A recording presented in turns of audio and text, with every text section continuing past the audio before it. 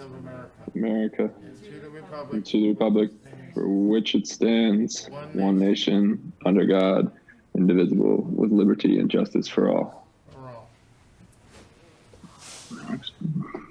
all.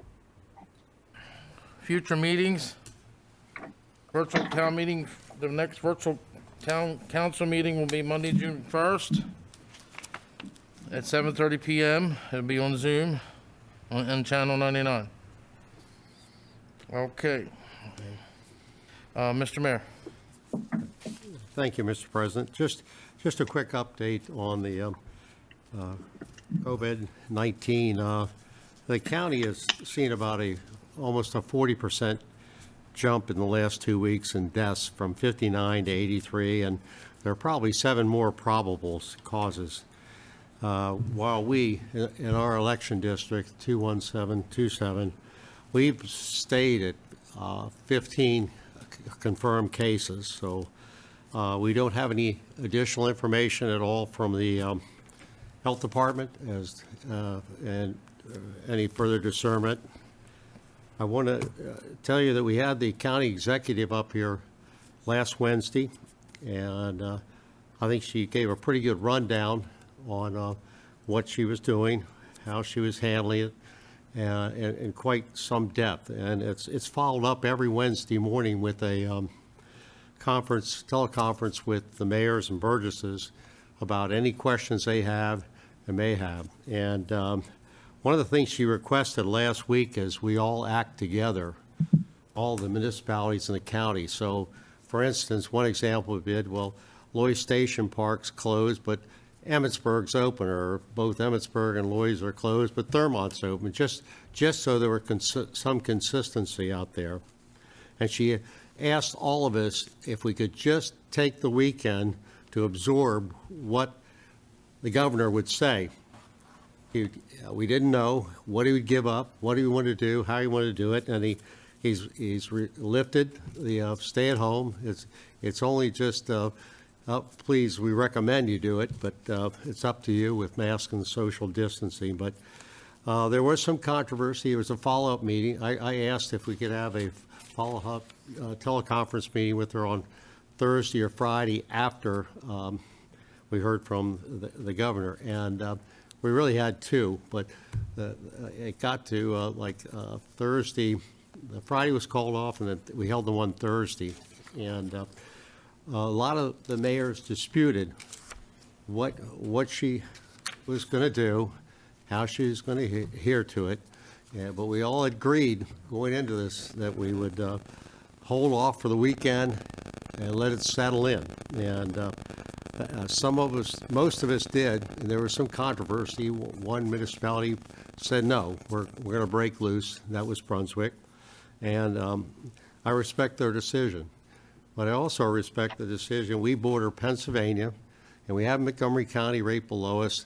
And if Frederick County opens up everything, then it'll attract a lot of business from them, and we've got to go through this whole thing again of where and tracing and all these things. So that was a controversy we had. But I will have the Helen Prompter, the Director of Business Development for Frederick County, as my guest on this Thursday at 1 o'clock to follow up. We had the county executive, and then we had the president from the Mount. But I'm adhering because I agreed to do it, and all the mayors did, and that's where we are. So, thank you very much for your time. But let's pray for everybody about this horrible thing, and that there are no more deaths, and that we have no more confirmed cases here or deaths in our zip code or any other zip codes. Thank you very much, sir. Appreciate it. Thank you, Mr. Mayor. Commissioner comments. Commissioner Davis. Thank you. Got some bad news today. There will be no spring Little League. They just couldn't put things together, and still having the unknown of when the parks are going to open up. They canceled the spring Little League, but there is hope of having a fall league of some sort, and we'll keep you posted on that. I'd really like to commend the citizens and of Emmitsburg and the surrounding areas. They have seemed to weather this whole ordeal almost on their own. We've had very little requests for assistance other than the food programs for the kids. But when it comes to everything else, it seems like the community has been really taking care of themselves, and that's a great thing. And just one comment there to what the mayor spoke on with the county executive. While I agree with what he's doing by abiding by that, I really think that the mayor should come back to the county executive and have her look at this whole thing again, especially with the barber shops. We have 6 businesses in town that we could get open, and it really doesn't make a whole lot of sense to me that you can go get your dog groomed, but you can't get a haircut, and that's not making a whole lot of sense to me. And by listening to her and Senator Huff debate this whole thing, there really wasn't a lot of concrete facts and figures there that makes me believe that she's making the right decisions for some of these businesses. I would really like to hear what some of the other commissioners think about that. So thank you. Thank you, Commissioner Davis. Commissioner Burns? Yes, thank you. Find ourselves every day in unprecedented times. We're constantly looking towards the future and looking to see when we might resume to normal lifestyle. I want to follow up with what Commissioner Davis said. I spoke with Senator Huff today. I actually spoke with Joy Schaefer, who works for the executive, Jen Gardner. I spoke with someone in emergency management today as well. I'm doing all I can at this point to try to help Frederick County as well as the town of Emmitsburg to hopefully resume operations and normalcy at some point in time. Through my contacts with my jobs and everything that I've done in my lifetime, I've been able to secure some PPE masks that I'm trying to get to Frederick County and try to assist them in everything that they need in order to hopefully allow us to reopen at a very soon date. Speaking with the mayor as well, I agree with the mayor in following the county executive, but like Commissioner Davis said, I think there needs to be a re-examination of what exactly can and cannot be open at this time. We find ourselves in Emmitsburg, a small town with only 15 cases. Yes, we border Pennsylvania, but there are some businesses that could open and follow what Carroll County is doing with appointment-only operations for the barbershops and salons and things of that nature, where we will prevent the overcrowding of businesses. We won't allow people to just sit idly in a business. You would have to wait outside and things of that nature. Hopefully when Executive Gardner speaks on Wednesday, she takes in mind everything that has transpired over the weekend and hopefully looks at some of the other counties as well that surround us, being Washington and Carroll counties, and hopefully leads us in a direction where the citizens of Emmitsburg and the surrounding communities can hopefully return to normal and give us some hope that things are headed in the right direction. I know Governor Hogan came out and he's seen a 3-week drop in the overall confirmed number of cases. And I know Frederick County, while they've seen a rise in some of the deaths and some of the other cases, it's been very kind of inconsistent and all over the shop. So hopefully I have some hope this coming Wednesday that when the executive speaks, that she takes into consideration all that has transpired over the next few days and hopefully allows the mayors of all the municipalities to do what they feel is right at this time for their individual communities going forward. Thanks. Thank you, Commissioner Burns. Commissioner Ritz? Yes, thank you. I agree with Commissioner Davis and Commissioner Burns that maybe a re-examination of how and when we open is in order. In the meantime, I know one business that has recently opened here in Emmitsburg. The Emmitsburg Landscaping Company, where Zero Gables used to be, took advantage of them being open over the weekend. So if anybody needs any mulch, topsoil, and such, please visit those fine folks. Hopefully they'll be successful in their endeavors. Also, I know they were called out before, but special shout out to Mr. and Mrs. John and Joan Howard for their generous donation to the VHC and for the Country Kitchen to do everything that they've done over these past few weeks. I know there's too many others to mention, but I just wanted to especially call them out, and thanks to everybody that's helped. That's pretty much all I have. Sorry I did not reach out to County Executive's office or Senator Huff, but thank you, Commissioner Burns, for doing so. And look forward to further discussions on how and when we can get back to normalcy here in Emmitsburg. Thank you.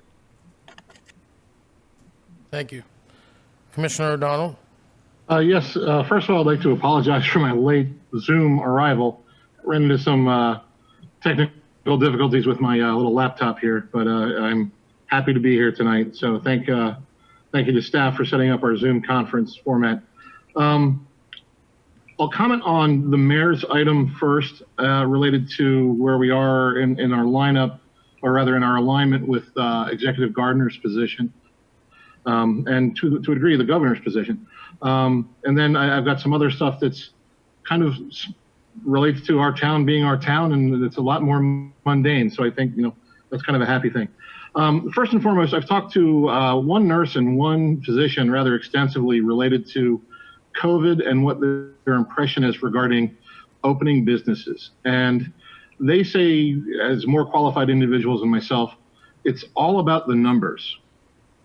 We really have to let statistics be our guideline as much as we want to get the economy rolling. And I know that's, everyone's priority. Our highest priority is protecting the lives of our community and our broader community. And from what I have seen in my non-informed position, the statistics seem to be in our favor regarding hospitalization numbers being flat. That's the most significant one. They've been flat for a modestly extended period of time. Another item is, capacity. It seems as if there are fewer hospital beds filled in, I believe it is in critical care. Now, again, I'll say, obviously not an expert. We know that. I'm not a virologist. I don't have that expertise.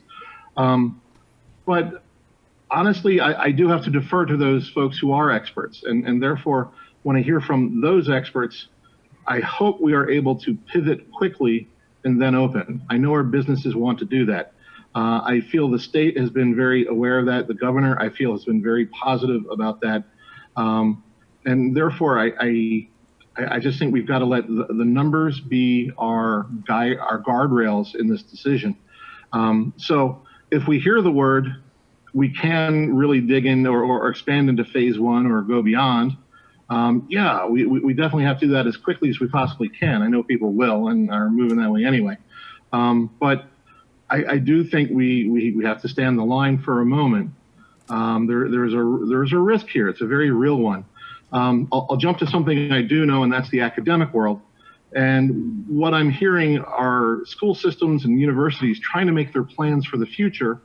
And even they're having a difficult time in the sense that they anticipate a spike in sort of, I guess, echo cases, for lack of a better description, in the fall. So some school systems are pondering an idea of sending students home from Halloween to the end of to the end of December or maybe January. Okay, so I want to say, hey, it's all clear, but we're not there yet. So that's where I'm coming from there. So I'm fine with standing the line. I hate asking our businesses to keep things slow, but it's a matter of life and death, quite literally. I agree regarding the haircut piece. I think we can move to appointments. I think there's logic to that. And I think, we certainly have to advocate for those type of businesses that can handle the appointment type business to get people in their doors. We need to continue to emphasize, shopping locally, dealing with local businesses, supporting our local communities. I think that's an absolute priority also. So I hope that gives clarity from regarding where I'm coming from. More mundane things, but important nonetheless. I received an email from Mr. Shorb related to speeding on Main Street with the bridge having been reopened. He's especially concerned about larger trucks using their modified brake systems. I know staff also heard this and contacted state, so I'm grateful for that follow-up. A request came forward for a radar sign on Main Street to tell people their speed, and the state recommended if we do that, we also couple it with enforcement, asking our officers to be on site. Prior to the state getting back to us, I did reach out to the deputies, and they did say that they intend to step up enforcement regardless as to whether a sign is there or not. I hope that answers Mr. Shorb sufficiently, and I hope we see progress with folks slowing down on Main Street. Last item, and it's very straightforward. I've had a lot of requests, even from our beloved Mr. Commissioner Burns, about when the trails are opening 7 days a week, and I'm happy to say that begins this Sunday. So that will continue until the end of the summer. Trails will be open 7 days a week. I know the trail users, the usage has gone up dramatically. And I've also had a lot of feedback about the shabby condition of the Red Trail because of its because of the forestry work that's gone on there. And I want to share that we are working on that, trying to repair it. We're setting up the plans, and I am meeting with staff tomorrow on site. If any commissioners want to join me, they can contact me and I can give them details related to that. I would be happy for anybody from the board who would like to be with me to join me tomorrow, and staff. And what is it? With trail use, people typically are apart. I don't see crowds out there like we see on television in some places more urban, but please use common sense. Please space ourselves carefully, and please step off the trail if there's a need for someone hiking by or jogging by or riding by. And with that, I conclude my lengthy commentary. Thank you. Thank you, Commissioner O'Donnell. I also want to thank Commissioner Burns for going out on behalf of Emmitsburg and Frederick County and trying to help get our businesses back open. I agree with everyone about reevaluating, and I think the mayor and all the other mayors, when they get together next week, can talk about that, and then they'll let us know what's going to happen. I'm almost finished. After you're done. The Sons of American Legion Fishing Derby that they have on 15 is canceled for this year. They will not be having that. But good news, we are not canceling Community Day. We are having Community Day. So as of now, everything is planned except for the car show. Car show is the only thing that we are not going to have, but the fireworks is still going to be going. Even if we weren't going to open up fully, we were still going to have fireworks. As of now, the parade and everything is ongoing, and all the activities. Hopefully, we can social distance some of that, and maybe we'll be opened up fully by the end of June, I hope. We really need this to open, Community Day to bring this town back to life. Also, the community pool, I hope, can open up this year. I'm so disappointed that the Little League is not opening up because we were getting ready for that, for them to open.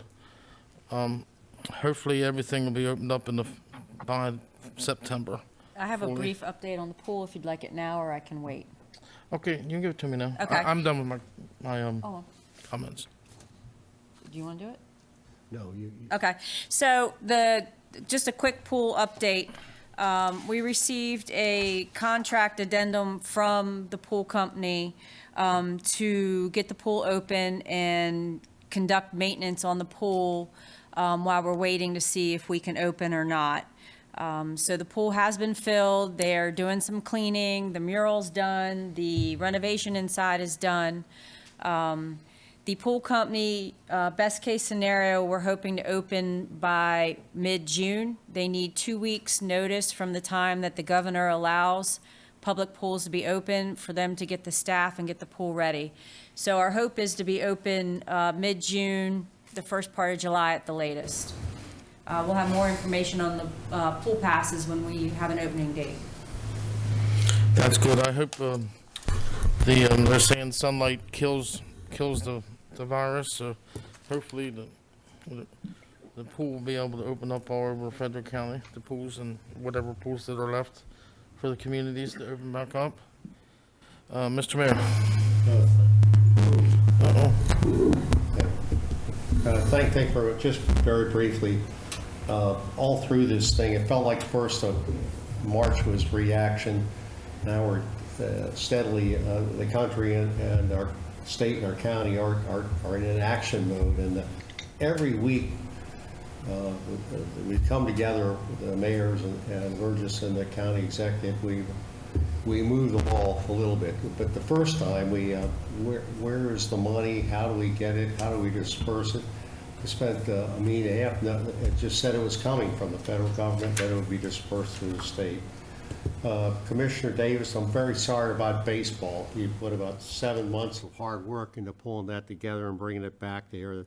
That's a shame we're not going to have it this year, but it really means we have to really support the 39th Community Day and make that our success. It may be our only thing this year. To follow up, I did talk to Joey Schaefer twice today on this, and pushing the ball, trying to see where we can go and what'll happen at the next meeting on Wednesday. But thank you for everybody's attention. That's all, sir. Thank you. Thank you, Mr. Mayor. Mr. Sweeney, Yes, Mr. Burns. could I ask a question from a local business real quick? Yes. One of the local restaurants was inquiring that obviously they've been adhering to the carry-out policy and curbside pickup for the most part for the length of this. They do have 2 outdoor seating tables with umbrellas. They were curious as to the town's thought of placing those outside at this time. Obviously spread well apart to keep the social distancing, but to allow people as they wait to have somewhere to sit and or if they want to eat their meal outside, where the town stands on that at this point. I can answer, at least from the town code standpoint. Let me see if I brought it with me. Fortunately, our code already permits sidewalk retail displays as well as sidewalk cafes. There's a permitting fee, which we've already discussed. That's going to be waived throughout the pandemic, throughout this virus. But there'll be brief paperwork that need to be finished. But I'm not sure if that's an allowable use according to Governor Hogan's executive order allowing outdoor seating. I would, if anybody else has read that much into it, if that's an allowable use or not. Or permitted use, not allowable. Mr. Mayor. Why don't we check on that tomorrow, and we'll get back to address that, if that's okay with you, Commissioner Burns. That's fine. I was just I was asked to ask the question to determine where we stand on that at this time. I can email you tomorrow once I have an answer. That works for me. Thank you very much. Okay. Any other questions before we move on? Alrighty, public comment, we have none. Maddie? No public comment, no administrative business. So we're going right on with the agenda items. Town of Emmitsburg grant for $30,000 for the physical business, for the local business and business for consideration by the council. Yes. So the mayor and I participated in a conference call with all the municipalities and mayors a couple of weeks ago, and 2 mayors were talking about a small town or a small grant, micro grant for small businesses, and it was something that the mayor was extremely interested in pursuing because we recognize the struggle and challenges of our businesses that are suffering because of this pandemic. So staff reached out to a couple municipalities that have already had great success with this grant. So we basically made the template off of their grant process and had our town attorney review it. And she's found everything in compliance, and she likes it. And I don't know, Mr. Mayor, did you want to talk about it? Mr. Mayor. I'm good? Okay. So after doing some research and looking through what other municipalities have done, the micro grant would be created to support existing businesses. It would be for a total funding of $30,000 for emergencies. It would be a one-time grant through the town. There's no repayment on it. There are certain criteria that these businesses have to meet, and they have to be within the town limits. The grant would open tomorrow if the board would approve on May 19th and would be open for 14 days. Based on the number of applications received, the $30,000 would be distributed evenly to all eligible businesses that meet criteria, not to exceed $1,000 per business. Nonprofits, churches, banks, financial institutions, investment, real estate entities, chains, franchises, and other governmental agencies would not be eligible. The funds could be used for any operating expense incurred after April 1st of 2020. It cannot be used for any accrued debt prior to April 1st. Listed below are the criteria. In a nutshell, you have to demonstrate a business revenue loss of 50%. You must have a physical location, storefront, office, shop within the town limits of Emmitsburg. Home-based businesses must have obtain a valid occupancy permit. You can't have more than 15 employees. You must be a registered business in good standing with the state. No pre-existing tax liens or legal judgments. Your business had to have been impacted by COVID-19's state of emergency business mandate, and you may only apply for the grant one time. The grant can be used in combination of other funding sources. Again, this is a micro grant. The due date would be June 2nd, 2020. If we could get all the applications back in that time, we would like a quick turnaround because we know the businesses need the money now. On page 2 is a list of the supporting documentation that would be needed. And then we also provided a link on the letter for Business Express that can walk you through of getting your proof of good standing with the state of Maryland. You'd be notified within 15 business days of the award for the grant. There is no, as you know, with a lot of grants, you have to file reports and follow-up. There is no requirement for any follow-up or any reports after you receive your money. We're going to put the letter and the application on the website. The second part of it is the micro grant application, and it's very simple. You circle that you've met the criteria, complete your business name, your address, and then write out your revenues. Sign it. The town manager reviews it and signs it, and then the town planner will be responsible for processing all these applications. The money, as you'll see as we go through the budget, the money to fund this program would come from your capital projects fund, if approved. And that's all I have. Any discussion? Commissioner O'Donnell? Yes, sir. Thank you. Is there going to be a designated staff member who will be able to assist businesses in walking through the application? I know at the state level and at the federal level, it has been somewhat daunting. And I think there'd be value if we had a staffer who could be a resource, who would be available to help applicants. All right, if you look. We have a plan. Go ahead, sorry. Yeah, I'm sorry. Zach is going to be running the program. He'll process all the applications, but we made this form very easy, and then we listed the resources. But obviously, if somebody has a question, Zach is teleworking, so all you'd have to do would email Zach, and he'd be more than happy to help you out any way we can. Terrific, thank you. I have a Commissioner question. Davis? Just something real quick. Do we have any idea under the criteria that we know of the answers, how many businesses would qualify, such as the 15 employees? Have less Any than, idea how many might? less than 15 employees? I really haven't, we haven't given much, or not much thought. We've thought about it. We don't know exactly how many businesses would apply. I'd imagine that there are many businesses in the town limits that, small businesses, home businesses that could benefit from this that have less than 15 employees. Okay, yeah, would we consider coming back if we didn't have that many? Because you start thinking about restaurants and things, and a lot of them won't qualify, I don't think. If we had money left over, would we come back and maybe open it up a little bit, or maybe we shouldn't even be talking about that yet? Well, no, no, that's a good question, because it was a conversation I had with the town attorney, and we discussed that if not all the funds are expended, who then what would be next, like phase 2? Who else then could we open it up to? Because if we're gonna budget for the 30,000, we'd like to use it all. So yes, if we don't finish it all, in discussions with the mayor, if he wants to, we'll go ahead and move to phase 2 and open up with other businesses. And I know the mayor's in support, 100% supportive of that. Okay, great, thanks. Thank you. Commissioner Ritz?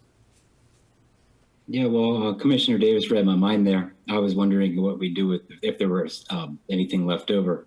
So I guess my question is, if we consider phase 2, it would be another agenda item for us then to consider, okay, we already spent X, we got Y left over, we're going to open it up. This is a new criteria. I'm assuming it would just be a new agenda item for us then. Yes. Okay. Very well. Thank you. You're welcome. Commissioner Burns? Commissioner Burns? No questions at this time. I think everybody asked what I was going to ask. Oh, okay, thank you. I have none at this time Okay. either. I need a motion to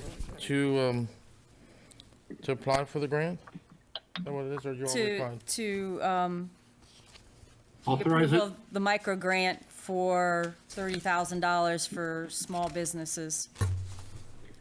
I make a motion for the authorization of the micro grant of $30,000 for small local businesses. Second? Motion's been made by Commissioner Burns, second by Commissioner O'Donnell. Yes, sir. Okay. All in favor of the motion, please say aye. Aye. Aye. Aye. Any nays? Motion carries 5-0. Thank you.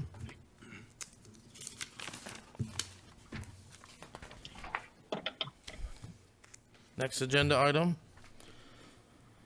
Approval of policy 20-05, COVID-19 hazardous pay for essential employees. Kathy? Okay, so federal funding has come out with the CARES Act, and part of that CARES Act is sending money to all the state governments who are then sending it out to their counties, who then are going to be the pass-through for municipalities. The county will be the holder of the grant. They will prepare the grant agreement, and what we needed to do was submit to the county what our anticipated expenses would be related to COVID-19 beginning on March 5th with the governor's state of emergency order. Part of that expense that can be reimbursed, along with like all cleaning, sanitizing, PPEs, technology purchases, et cetera, is the hazard pay for the essential employees that have been coming to work while the office has essentially been on quote-unquote lockdown. To be able to submit for reimbursement for hazard pay, the town must have in place a hazard pay policy. The only hazard pay policy we currently have in our handbook is for weather-related incidents. So our HR, Amanda, wrote us a policy related to hazard pay and the COVID-19. And it basically says all full and part-time employees assigned to essential positions as defined under the severe weather and extreme conditions policy in the handbook are eligible for hazard pay or compensatory time in lieu of hazard pay, or a combination of both options if they are reporting to work, not remote work, during the specified hazard pay time period. These positions include your town manager, town clerk, all your public works, your sewer, water supervisors, and any other town employee required to report to the office or location in the town during this crisis. This also includes your town accountant and your accounting tech. And it goes in effect, our hazard pay would begin on March 19th. That's when the office, the town went on reduced staffing and reduced hours. And like I said, this policy just has to be in place for us to seek reimbursement for any hazard pay that we do or compensatory time. Any questions for the town manager? Commissioner O'Donnell? No, not yet. Commissioner Ritz? I guess my only question is, do we have to specifically make this a COVID-19 hazard pay policy for what you discussed? For example, God forbid, we're looking at COVID-25 in a few years. We're going to need a new policy for that. Could it just be a more generic hazard pay? I know you mentioned the weather. We already had a policy in place for that. Just curious is all. I thought of that as well, but I think to make sure that we're eligible for this grant and reimbursement, that we keep it as COVID-19 for now, and then maybe make an amendment and have Amanda rewrite it to cover any unforeseeable condition that doesn't meet the severe weather one. Hopefully we won't get to that. I hope fingers not. crossed. Thank you. Commissioner Davis? Any No, comment? I'm good. You good? Commissioner Burns? Just a quick question. At this time, the employees that were either, I'm not positive if we furloughed any employees or we had to let anyone go. I know there's been a lot of issues with people not receiving their unemployment benefits and things of that nature. I just want to make sure those people are taken care of, as well as those that we are doing the essential work in town that qualify for this. So just want to make sure everyone's being taken care of, no matter what the situation right now as well. Yes, at the mayor's instructions, nobody has been furloughed, nobody's been laid off. Anybody that is working from home, everybody that is not coming into the office is still working from home. There's Zach daily is doing projects. Terry's always working for me. Same thing with Amy. So everybody that's home is still working. They're just not coming to the office. So everybody is still getting paid their normal rate. The only one that we have not brought back is our part-time mower. But we hope to bring him back here in early June. Okay, thank you. I just, I really appreciate all the work that everybody's doing, especially going into the office and things of that nature. I just want to make sure that we're not leaving anyone out at the end of the day when it comes to this. Thank you. Thank you. I think I got everybody. Commissioner O'Donnell, did I get you? You know what, you did, and I wanted to ask a similar question, so thank you, Commissioner Burns. That's appreciated, and staff, I want to echo the sentiment. Thank you all for being available and doing your thing as we move through this. Thank you. Okay, I need a motion to accept approval of policy 20-05, COVID-19 hazard pay. I'll make a motion to approve policy 20-05, COVID-19 hazard pay for essential employees. Motion's I been second made that by motion. Motion's been made by Commissioner O'Donnell, second by Commissioner Burns. Thank Any you, other sir. discussion? Hearing none, all in favor, please say aye. Aye. Aye. Aye. Any nays? Motion carries 5-0.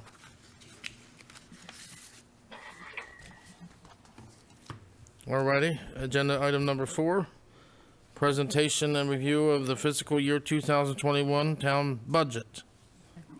I hope I sent everybody the overview that we talked about at the last meeting for the budget. Some of the numbers have changed as a result of a couple of different things, some COVID-19 expenses, the computers expenses. So as we go through that, if you see numbers that have changed, Cole and I are going to go back and forth on the presentation. The only thing that I will say is that the Fund 1 general fund.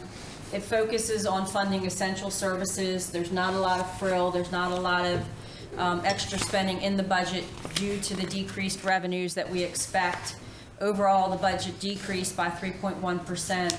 As we go through the revenue, you'll see that a lot of areas were reduced, and I'll be able to explain. I know Commissioner O'Donnell and I had a conversation about the revenues of why we went with certain numbers to kind of give you a better understanding of how we ended up where we're at. All right, ready to go? Ready, Cole? You can start, Cole. Just want to welcome everybody to the fiscal year 21 budget presentation.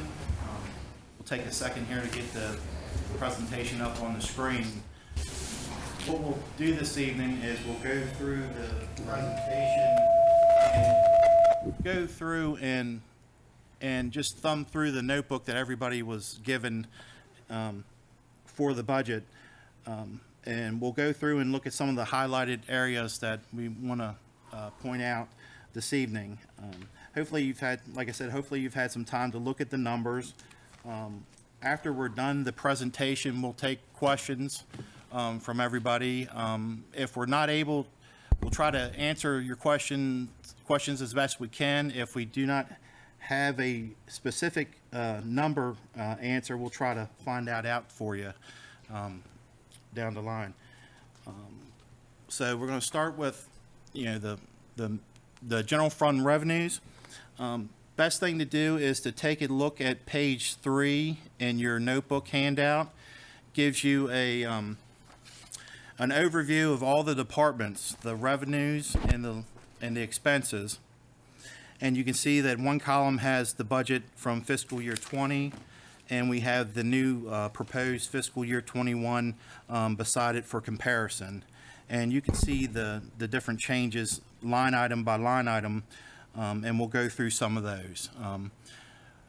In fiscal year 20, the budget, we had a total revenue budget of $1.9 million, $1,930,232. And each year, the amounts are made up of your taxes, your license and permits, your revenues from your state and county, your service charges, and your miscellaneous revenues. Fiscal year 21 budget is slightly lower by the 3%. It's actually about 60,000 less, and we've went through line by line. If you look at page 5 in your notebook, you can see the breakdown of the different groupings that we have for the revenues. Here in a little bit, Kathy will kind of go through, and once we're done looking at this, she'll kind of walk through some of the thought processes of the numbers for fiscal year 21. But it is a reduced amount at $1,870,067. Okay. So a lot of municipalities and actually all governments across the state or across the country are struggling with where the revenue is going to be in fiscal year 2021 and years to come after that. So the mayor, Cole, and I, we looked at MML puts out a budget prep memo. They do a first memo and then they do a second memo. So we based our information off of MML's budget information, the county executive's office, as well as other municipalities. So starting with real estate tax revenue, personal property tax revenue, property utilities, personal tax, property tax. We are showing, we went with audited fiscal year 19 pretty much across the board. MML states they expect resulting increases in property tax delinquencies, property abandonments, and foreclosures as a result of job loss and hourly reductions. So we went with fiscal year audit 2019 numbers as far as real estate and property tax is concerned. That's the last time we had solid numbers to go by for this category. And county executive expects the property tax to remain stable and align pretty much with what 2019 was. So that's where our numbers came for your real estate tax, your personal property tax, your public utilities. As far as local income tax, you'll see we also went with audited fiscal year 19 with a slight reduction. So MML figures that the coronavirus-related emergency business shutdowns and resulting job losses and work reductions will depress income tax receipts for both this and next fiscal year. The county executive relayed similar feeling, expecting the numbers to be closer to the 2019. So we went with our audited 2019 numbers with a 12% reduction from that. Again, in discussions with the mayor, we hope these revenues bounce back, and we anticipate bringing an adjusted budget to you towards the middle of this fiscal year. And one thing to add, in a couple of the categories, some of the, like, for instance, the state highway use tax under Department 4 and under Department 5, the county tax equity, those are notices that we receive from the county directly, and as of last notice, those are the amounts that we have that we should expect next fiscal year. So with the highway user revenue, which you'll see comes under 04, the state highway user tax that Cole just mentioned, MML sent out a notice as well on this and said, due to businesses shut down, people staying home, anticipate significant decreases in gasoline sales and vehicle titling. This will cause the highway user revenue to depress for both this fiscal year and next. We received the original budget prep memo from MML originally stated we would receive $131,782 in highway user revenue. The second memo came out stating we should significantly decrease that amount. So we reduced the amount by 15.2% down to the $116,393. The county tax equity that Cole mentioned, that came straight from the county executive's email on April 16th. She expects that to remain stable. And then, do you want me to do service charges, Cole? Yeah, we can work into the service charges. Okay. Like I said, that page number 5, it's either a direct notice from the county, or it's an estimate of a prior year. Right. For service charges, we expect the zoning permits and reviews and maps to remain stable from fiscal year 20, so slight increase there. The parking revenue fines, we left that the same as fiscal year 20. We don't anticipate any increase in parking revenue. Utility charges will stay the same. We did cut the pool memberships, pool admissions, and pool other by 50% from audited 2019 because we just don't know when the pool is going to open up, and even when it does open up, what kind of attendance are we going to receive? So we reduced those numbers as well. The park pavilions, the rental fees, we also reduced that by 50%. That goes over pretty much our revenues and where those numbers came from. So then again, for this particular fiscal year, it's roughly 60,000 less than we had budgeted for the current fiscal year. So. And basically, the consent across the board is just nobody knows. They're telling everybody to use your best guess on where the revenues are going to end up for this fiscal year. This next slide is just a representation of the real estate tax revenue. You can just get a history of over the years of where a level of taxes that have come into the town. So for fiscal year 21, we have it slightly less than last year. This also gives you a good view of roughly the last 10 years of the general fund revenue overall. Basically, it's been a flat line for the last 10 years. So just to give you some background of where we have been with general fund revenue. This represents this slide represents the history of the revenue as compared to expenses. One thing I'd like to point out with this slide is historically, when we've done the budget and we've done the revenues, we've tried to be conservative as far on the side of conservative as far as the amount of funds that would come into the town. And then we do the opposite with the expenses on the other side. We try to be conservative as far as what we think expenses might be. So the last few years, that gap between the two lines, between the revenues and expenses, ends up being, after we're audited, additional amounts that we can transfer to the capital projects fund to allocate out to different projects that we might have. So from this slide, you can tell the town has done a good job at staying within their budget. Now we'll go over a little bit of the general fund expenses. And here again, this slide represents the fiscal year 20 budget last year at the $1.9 million figure. And this is the fiscal year 21 budget at the $1.870 million figure with all the breakdowns for the different departments. And we'll go through each of the departments and just kind of highlight some of the different things within each of the departments so you can see some of the changes that may have occurred this fiscal year.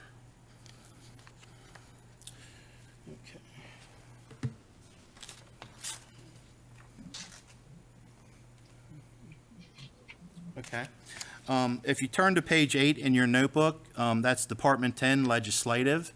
One thing I want to point out for each of the departments is that the first handful of line items are the payroll, human resource related items. When the budget is put together each year, what we do as far as each employee of the town has a home department. Each of the expenses as far as the FICA taxes, the unemployment, the workman's comp, and the pension line items all go to the home department of the employee. And the salaries and overtime is the estimate of what we think folks might work as far as their departments.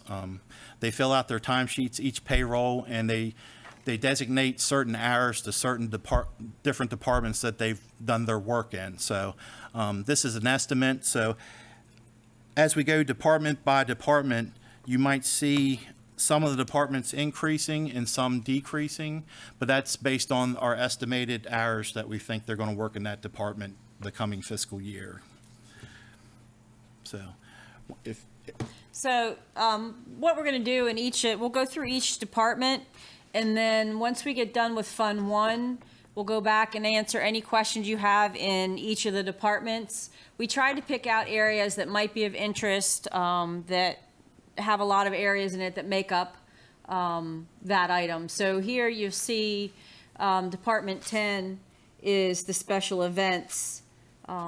This year we've budgeted for $19,465 in special events, while last year we budgeted $25,665. So we cut that line item by about $6,000. This line item is made up by the Christmas decorations that you see along East and West Main Street and South Seaton Avenue.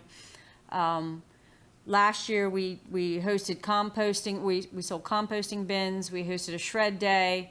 This year we'll have National Night Out, but it'll be a much smaller scale than last year. The MHAA ribbon cutting, that's for our wayside signs. Last year we contributed $10,000 to the Boys and Girls Club. This year it's $5,000.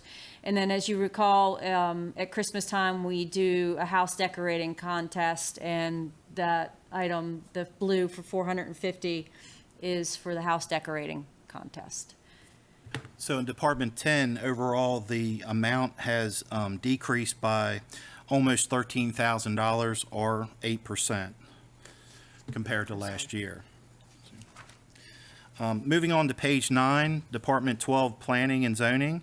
You see that the amount went from, the budgeted amount went up slightly by $3,200 or 2%. Again, the different line items are listed, and if you would have any questions on particular line items, we can take those at the end of looking at the general fund. The only thing that I'll add, the biggest jump in planning and zoning was in legal fees with all the MS4 projects, the annexation, the developments, the zoning. We had to increase the line item for legal fees, and that's where you'll see the biggest change in Department 12. So moving on to page 10, Department 13 Financial. This department actually increased by 7%. The biggest jump, excuse me, the biggest jump you're going to see in 13 is the added line money in the bad debt expense to cover any fees that aren't basically your personal property tax that may go delinquent. Correct. Cole can explain that a little bit more. Yeah, each year before the audit occurs, we take a look at our outstanding items for the personal property tax for businesses within town.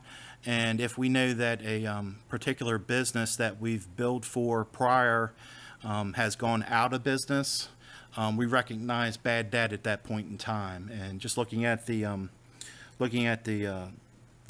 current numbers, we needed to boost that up a little bit on that line item. So we'll be prepared for that when that comes forward. So overall, Department 13 has increased by 7%, or roughly about $12,000. Moving on to page 11, the Buildings Department, Department 15, that has actually decreased by 6%, roughly $7,700 from fiscal year 21 to fiscal year 20. And that's mostly due to the sale of 140. Your operating expense, operating supplies, your repairs and maintenance, insurance, it all reduced Department 15.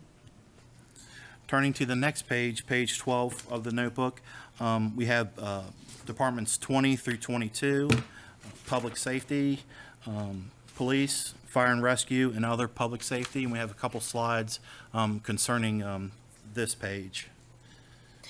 I reached out to the sheriff's office last week to check on the status of the contract. We still do not have a contract in hand, so we do not know the exact amount of the sheriff's office contract for fiscal year 2021. We usually receive it mid-May to early June. So we budgeted for an increase that we estimated, approximately $6,000 increase in their contract. It will probably be more than that, but for budget purposes, that's where we set it for right now. So Department 20 is slightly higher than the prior year. Under Department 21, typically each year a donation is made to the Vigilant Hose Company. And then under other public safety, one of the items, there was an increase in other expenses for other public safety concerning some of the supplies I think we're going to get next year. Right, so in public safety, the line item other expenses has been increased to $8,350 to cover all the additional playground cleaning, PPEs, cleaning supplies related to COVID-19. As I mentioned with the hazard pay, this will also be reimbursable through the CARES Act grant. And we wanted to take all these items and designate them to this particular department so that we can more easily keep track of the expenses that we've spent for the purpose. So, moving on to page 13, Department 30, Public Works Streets. The fiscal year 21 budget is $408,490, up from last year, total from $388,411. And there's some couple slides we want to highlight, line items we'd like to highlight for Department 30. In Department 30, each department has a contractual line item. For Department 30, that covers your snow removal.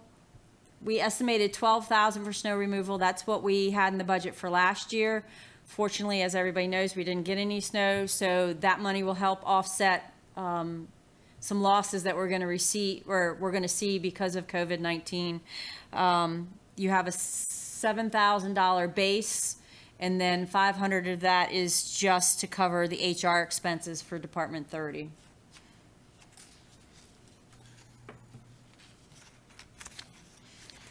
Other expenses, that line item is made up of several different things. You have meter repairs, $1,500 for storm drain inlets, $600 for safety, and then $1,100 for, is it $1,100 or $2,100?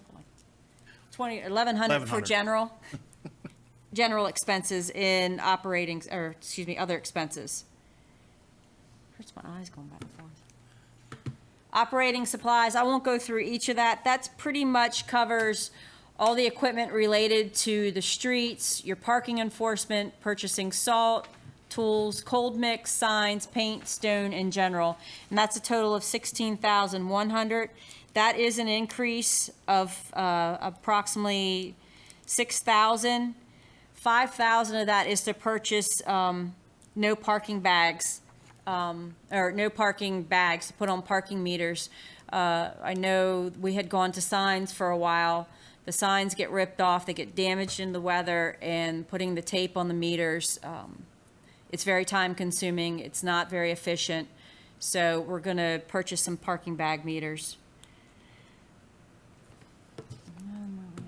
Repairs and maintenance, you have, that line item stayed the same at $3,900. You have $1,000 for sidewalks, $2,000 for parking enforcement, $400 for contingency, and $500 in general. So with Department 30, that has increased over last year by 5%.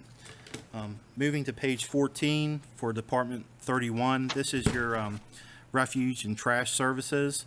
When we took a look at the current budget and current expenses for the year, we were right about on budget. So next year, we actually have about $250 less that we'll budget for that department. So that looked pretty good.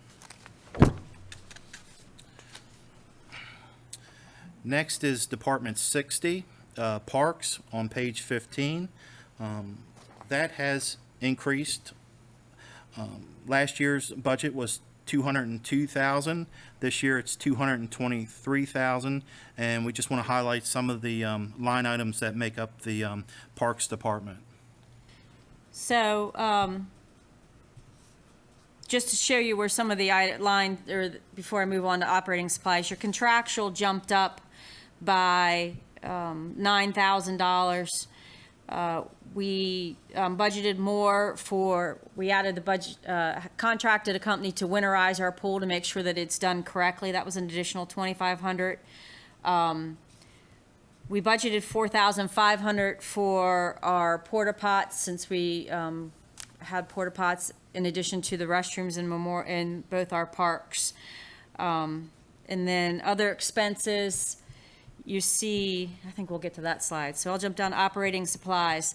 $1,300 for the pool. That includes buying 6 wall hand sanitizers, $1,000 for the park buildings, $750 for the dog park, $1,000 for signs, and $750 in general.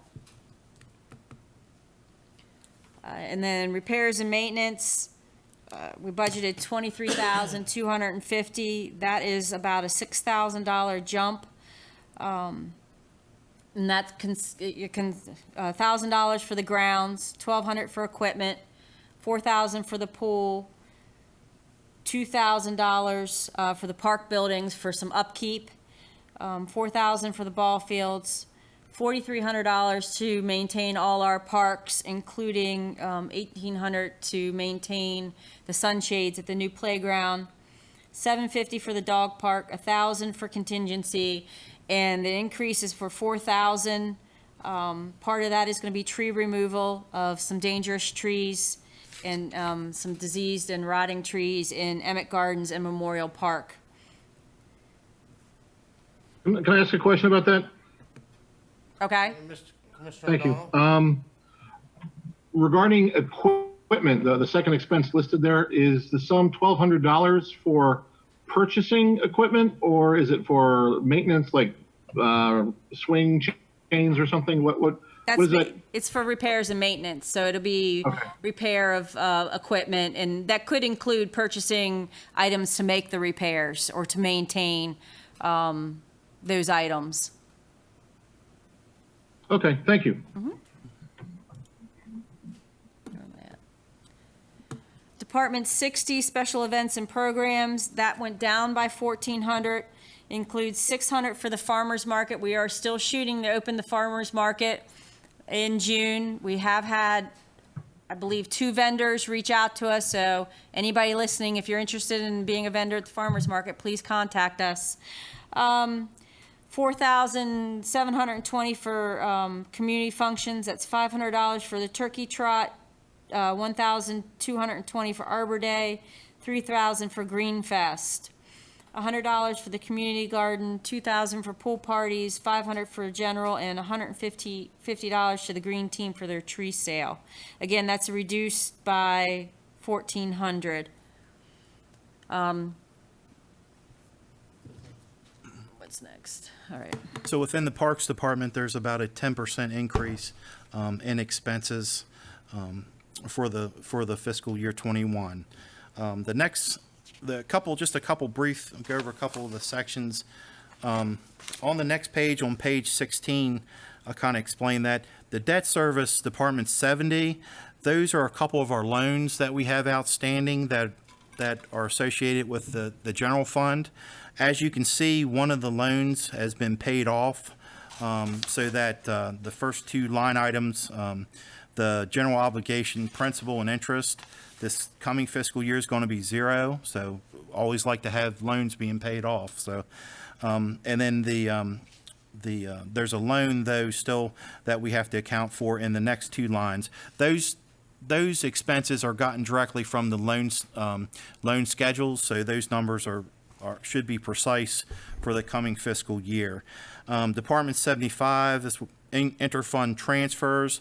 When you take all the departments in the general fund, when you take their expenses and compare them to the revenues that we anticipate, that net amount is $156,819, which will be transferred to the capital projects fund, which we'll take a look at here in the next couple slides.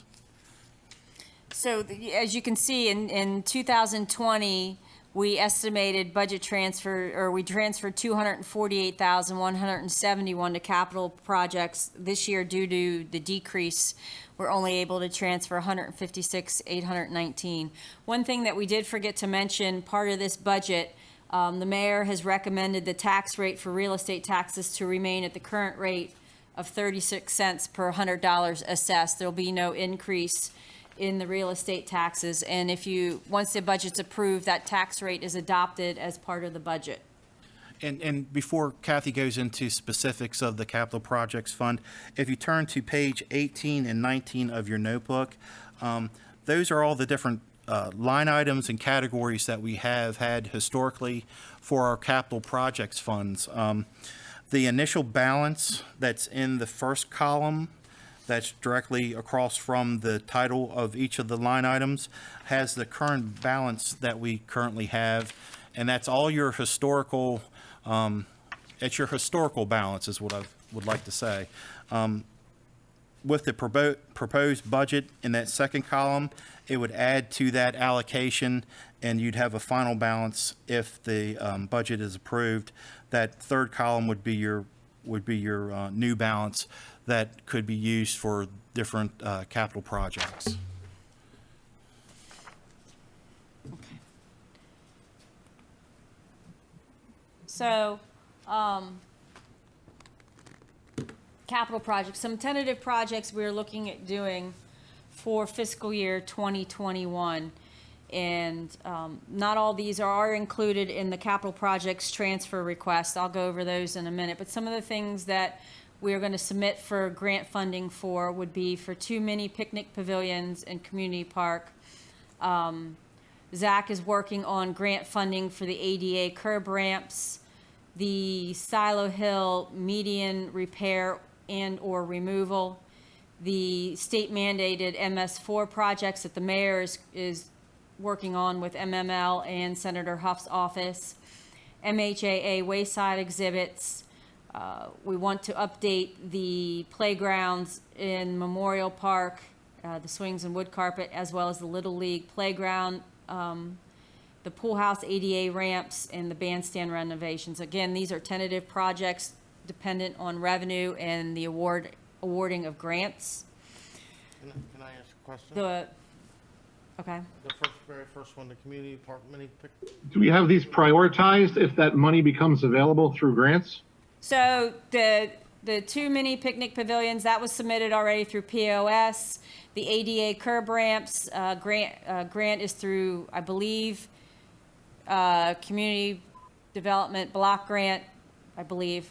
The MS4 obviously is state mandated unless the mayor is successful in his project. The bandstand renovation, that was a CP&P grant, Maddie? It was POS grant. The MHA Wayside exhibits is already in the budget. The rest of them are kind of wish list items. The pool house ADA ramps are going to have to be done at some point. Yes. And then we'll have to prioritize. We did receive estimates for the playgrounds in Memorial Park, both of them. They were significantly higher than we anticipated. So we may look to apply for some funding for those projects. And then the Silo Hill median. Yeah, that's the one I'm really interested in, because I thought that was actually part of our rainwater management, our MS4 like plus Not type that one. thing. Not that one. Mm-mm. Which one are we talking about then? That Silo Hill is not part of the stormwater MS4. That You're thinking Silo the Hill. the median I had thought was part of No. like a removal of hardscaping. Like that was one of the benefits we were advised of. Why would we be removing that? What was the thought behind that? Because it's in disrepair. The residents out there are complaining about it. It's hard to maintain. That's just on the list in the grand scheme of everything. Whether or not that comes to the board to do or not, or the mayor approves it, I don't know. That's just kind of on the back burner for that one. I don't know the history of the Silo Hill median. I know there are some unhappy people that it's there. Sure, right. I do speak to them. That was put in for safety slowdown measures. Oh, okay. And traffic pacification. Right, Per the request so of the whether it's a neighborhood, yeah. removal or a repair or a renovation, that's just a wish list item. It's not one of the budget transfers. It's not even being funded at this point. So you can ignore that. Is it okay if I ask a question related to Department 30 on page 18? Can I get through the capital projects first? And Sure, then we'll sure, circle back to the absolutely, yes, beginning? yes, yes. Yep. Okay. Capital Projects Fund 2 transfer. So we'll take the $156,819, the excess that is left over in Fund 1, and the items would be put towards the $30,000 would be put towards the one-time micro grant for businesses. $80,000 has to go to stormwater management, $75,000 for restoration projects, and $5,000 for annual stormwater maintenance. Vehicles, we typically put $45,000 into vehicles. Unfortunately, we don't have enough funding to cover that, so we're going to put $34,400. Looking at the schedule of replacement of vehicles, we will need to replace in the near future 2 Turf Tigers. They total $30,000, and then our backhoe is slated to be replaced no later than 2023, and that's estimated to be $125,000.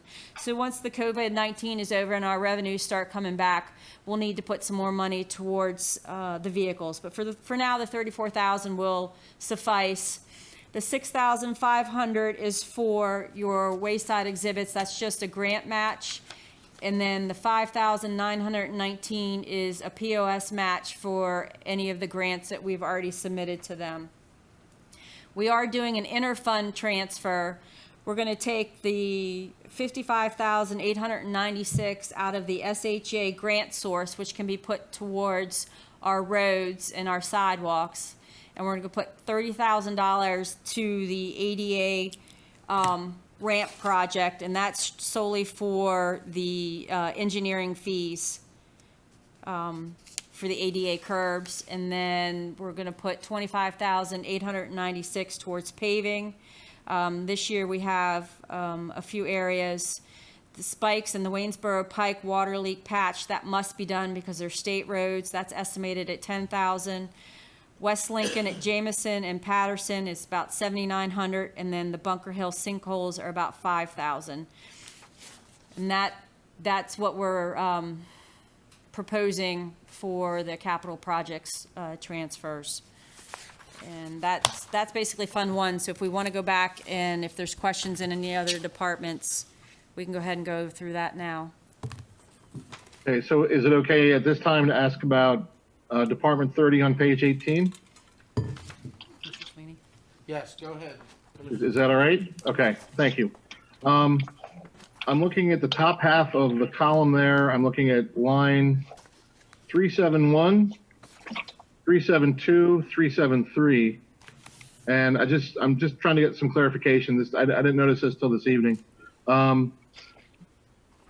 We have town square design, town square construction drawings, town square reserved for future. Oh, you're still in the capital projects, okay. Correct. Okay. That's page 18, yes. Oh, So I am backing up. But just for clarification, is this debt service?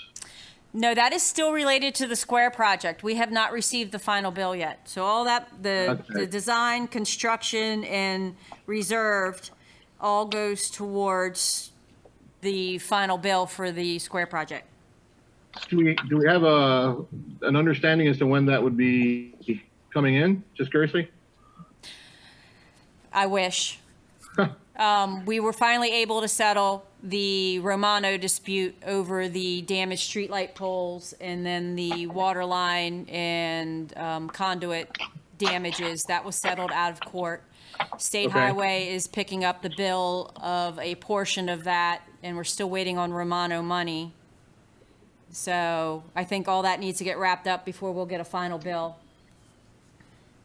Okay, and this was a different vendor, the town square, correct? Correct. That was Romano. Okay, all right. So I will send an Thank email you. tomorrow because I have not had any follow-up in a while. Okay, great. No, I truly was just looking for clarification there. Because we still have a grant outstanding to pay for some of that is also, So there's a window on that, I would imagine? yes. Okay. Well, I guess time is important there. Okay, thank you. That's appreciated. Any other questions for the town manager at this time? Yes. Commissioner Burns? In regards to the town pool, you said we were talking about obviously their projection of the revenues decreasing by 50%, correct? Correct. As far as setting the prices for the pool and daily admissions and things of that nature, who sets that? Is that the town or is that the pool company? The town. I believe town? it was set, Mayor or Commissioner Sweeney probably knows better than I do because the rates have been the same for as long as I've been here. They've been set since I can remember too, so it's been at least 20 years. So the rates have been the same for 20 years. In a situation such as this where we're obviously unsure of what the possible outcome of COVID is as far as opening the pool and things of that nature, is there an opportunity to, and maybe I'm wrong in this, but to possibly reduce some of the fees for the daily admissions to maybe encourage, if everything is open, more people to return to the pool and, once everything is safe and going, so that we could possibly generate some more revenue by having more people there. I believe that would be an action that the board would have to take. The mayor and the board would have to bring that forth. That's not something that town staff could do. I think since all the other activities for the summertime, the Little League and all that's all been canceled and nobody's going anywhere, hopefully the pool will be the only place they have to go. Yeah. they- Oh, and I don't disagree. It's just, in a situation where, there has been so many people out of work with everything going on. I didn't know if there was maybe an opportunity for us as a town and to show some good grace and, open up a little bit more and, allow for greater opportunities for people to enjoy the pool this summer if possible. Yeah, that would be something the board would have to decide, so. Would it affect our budgeting accordingly, or would that dramatically affect anything? Or So, Cole, what's the revenue we had set for rep pool this year? So our, let me find that real quick. Pools. I got it, Cole. I knew with the pool items you had, it was I have- 50% of the audited. Right, so amount. right now, we're estimating, so your pool memberships are your pool passes Where are you? on my special spreadsheet. Correct, yeah. Yeah. You'd have to tell, what page is that for everybody? Your special spreadsheet is, I only have a copy of it. I have a special spreadsheet that's got all my information on it. So it would be under your revenue sheet towards the beginning of your book. Looks like page 6, it looks like. Page 6, correct, correct. So we're looking at pool memberships. We're estimating 5,000 for season passes, 11,800 for pool admissions, and then pool other at 450. Now, the majority, not the majority, but the pool admissions, a portion of that was your daycares that paid for so many kids to come on so many days. If that's gonna happen or not, it depends what you reduce it to, what your bottom line will be. So it looks like here we have like 16,800, about 17,000 in pool revenue budgeted. So if you reduce that by however much, whatever percentage, that will be what is reduced. For us, for the budget purposes, I would leave the number as the same in our budget. And then ultimately you can make the decision what you want to do. And if we have to adjust the budget mid-cycle like we plan on doing, we can make the adjustment at that time. Cole? okay, And one thing about the pool admission, it's so disappointing because this past fiscal year, we had such a good summer with Right. all the admissions we had, and we initially had budgeted a good bit more for the pool based on the fact that this current fiscal year, which if you take into account the end of last summer, which is part of this fiscal year, we had done so well. So we were really looking to have those increase on the budget. But since all this has come out, we're really not sure. We're kind of at a standstill to see what's going to happen, and we'll definitely make sure we keep a close eye on all that. no, and I agree with Commissioner Sweeney with the ballparks and other things being closed.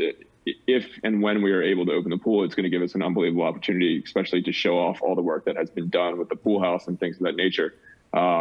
Hopefully, we see an influx of numbers, attending the pool. So the possibility of a greater revenue obviously would help in the budget and things of that nature. So it's just something to consider that if there are going to be, the only avenue for, many of our town's members, if there was, a small decrease, whatever it may be, but that would allow for more people to attend, it could help us in the end in some way, shape, or form.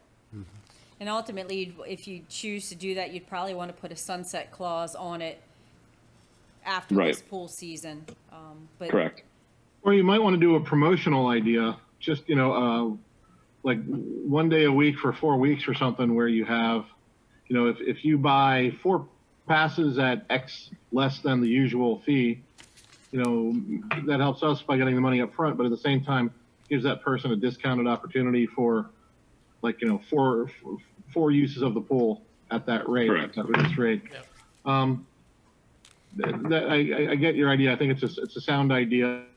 I just think we'd have to be super careful about it because we are losing revenues related to the parks and such Right. everywhere else.